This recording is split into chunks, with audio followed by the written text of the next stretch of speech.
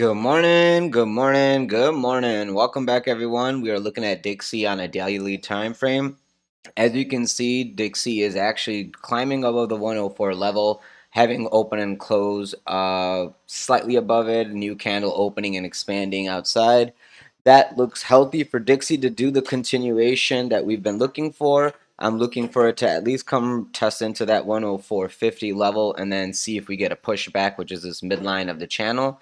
If we get that open and close above that 105 level, I would be looking for this next level to be breached at that 105.80 and then continuation going up to the upside, at least into the 109.50, causing a lot of downside on Bitcoin, ETH, and tech stocks in general. This little bull flag accumulation looks like it's finally going to be playing out. And yeah, let's be ready for the results. Sorry for the noise in the background, guys. People are doing construction. Nothing I can do about that. Here is Bitcoin on a daily. Yesterday was a little bit of a drop, and I think we closed near the bottom. Today, depending on Dixie's continuation, I'm assuming we're going to be losing this $26,000 level, and we'll be looking to go to that 25,000. I don't want all that shown to the $25,000 level, and then we can see if that holds or not. If you lose this 25K on a daily close, obviously then we're looking for the next bottom of the order block, which is going to be very close to 22 and a half. Yeah, about 22 and a half.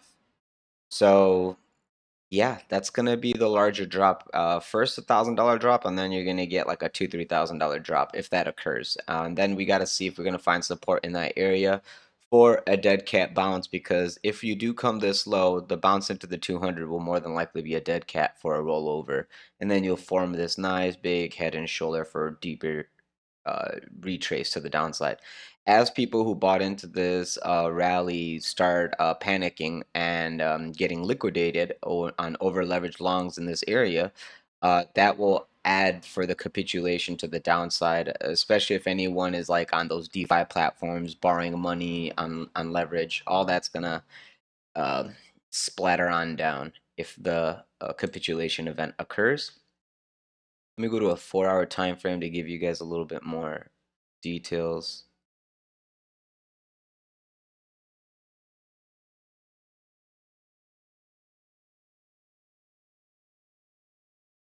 There it is. As you can see, we've been slowly making lower highs in succession. Yeah, the lows are equal, but the highs are getting lower and lower. A breakdown from here to the lower levels is probable and logical. It's not completely out of the realm of possibilities. So, there you go.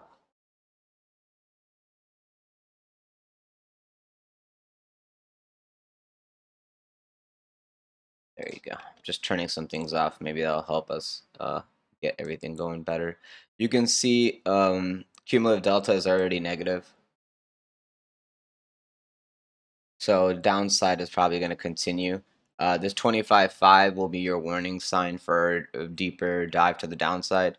Your 9 EMA is showing you rejection, and now you're basically about to breach this white EMA at 26.3.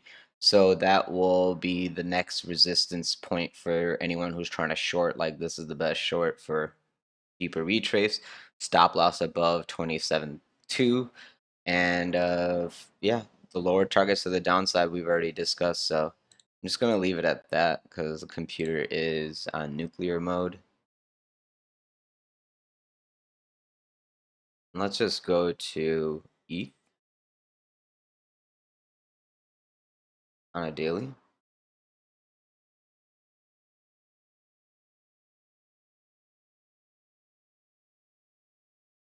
Here is ETH on a daily. As you can see, we did take the liquidity off this previous high, made a new high, but now we are about to actually sweep liquidity to the downside. Doesn't look as detrimental other than the fact that ETH lost the white EMA first, then Bitcoin did, and now ETH is on this blue EMA at 1770, but it looks like we're probably going to test into 1700, and then after that, probably like 1600. So be aware of those levels moving forward for the rest of the day.